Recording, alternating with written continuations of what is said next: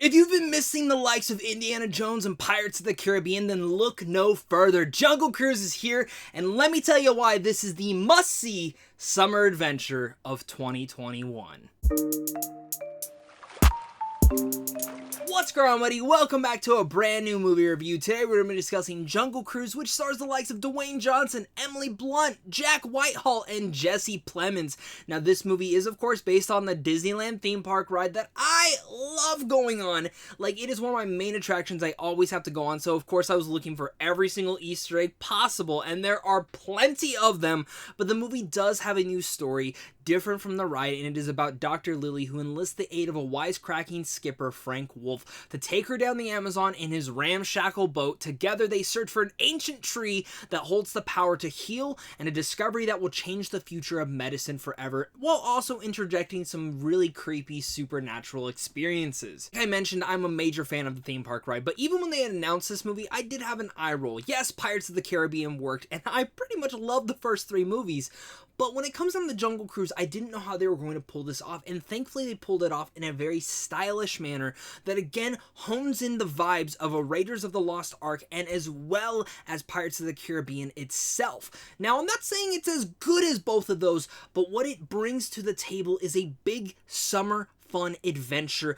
that really much makes you feel like you're going on this Jungle Cruise per se, and it brings elements from the ride, but as well as intersecting new elements that just put a damn smile on my face. But of course, if you guys are new here and you guys also love talking movies, well, I assume that's why you're here, make sure to hit that like and subscribe button so we can keep talking movies over here on a daily basis. I love it, and I want to hear all your guys' thoughts down below in the comment section. Let's start with the good. When it comes down to Jungle Cruise, the main thing going into this is, of course, Dwayne Johnson and, of course, Emily Blunt were going to have the best chemistry with one another. You got a glimpse of that in the trailer, but man oh man, are they magnetic in this. I very much mean it when I say Dwayne Johnson and Emily Blunt are magnetic in this entire movie. Their chemistry pops off the screen in such a way that it is hard not to smile, not to laugh, and in general just have a great time with both of them on the screen. I just wanted more of them. When I left the movie, I'd be like, I'd go see a sequel to that because I want to see more of their characters interacting with one another. It just shows that why they're two of the best in the industry right now. Dwayne Johnson is one of the most charismatic actors out there,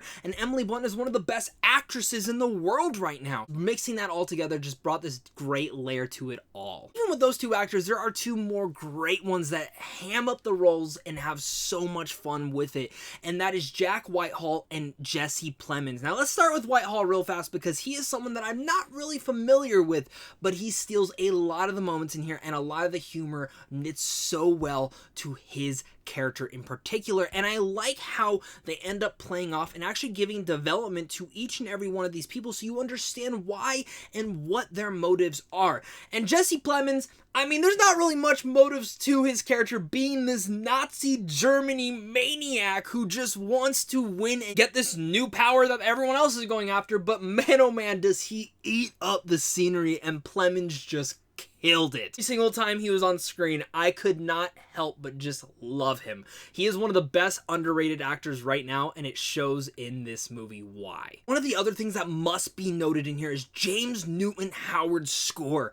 Wow, one of the best Disney live action scores that I've heard in quite a while. Sometimes they're a little bit not memorable, but this one will stick with me for quite a while, adding the tension and exhilaration that each and every set piece gave, but adding it to that next level. Howard really went off on this one, and it became a very memorable moment. I think that's the thing that I really dug about this, is because his score really much interjected that vibe that I was really needing from this big sprawling adventure through the Amazon, and I really dug that overall because, like I said, I got feelings and vibes of Raiders of the Lost Ark and Pirates of the Caribbean, and I just loved that feeling, that adventure swashbuckling nature.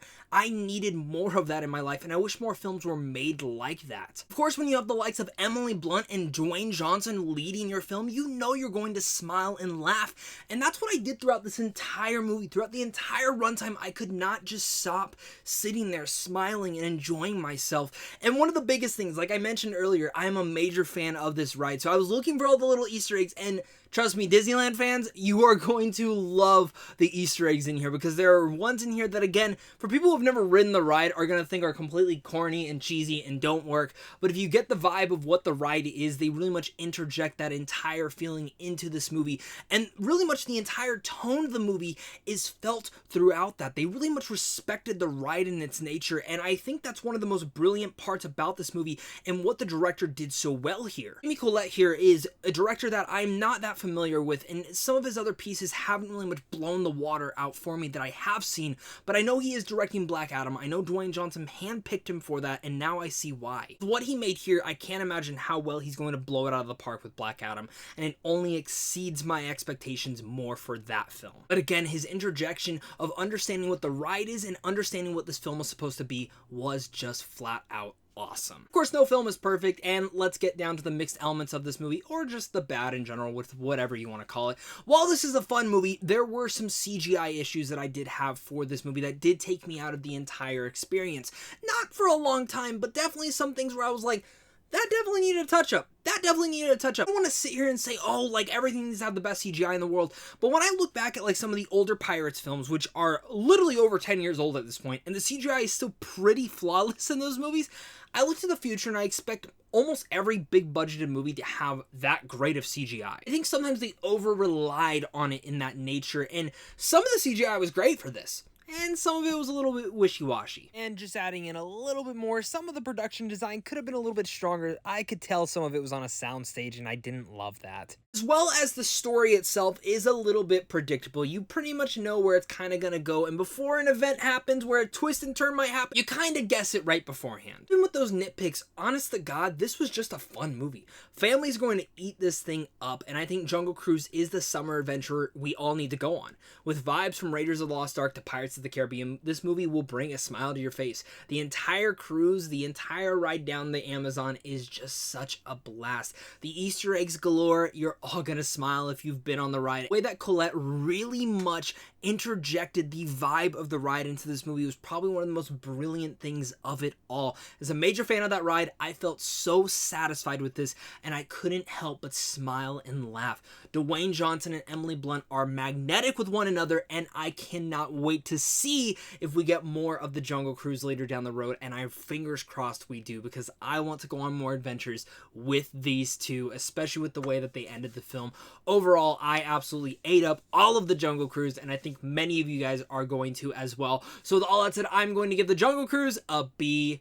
So yeah, it was a little bit predictable, and the CGI was a little bit wonky at times and took me out of my exhilarating feelings and my adventure, but overall, I can't imagine someone walking out of this and being like, I did not have fun, I had no smile to myself. You're insane if you think that. Thank you once again, guys, for clicking on this. You guys are seriously all the best. Many more reviews coming this week. This is a big week for movies, and I cannot wait to discuss those movies with you guys. So make sure to hit that like and subscribe button, comment down below your guys' thoughts, head on over to Samtron Films on how to see films early, and of course, there's a big thank you to you, and a big thank you to my Patreon supporters, because without you, I would not be able to do this. So of course, until next time, stay class.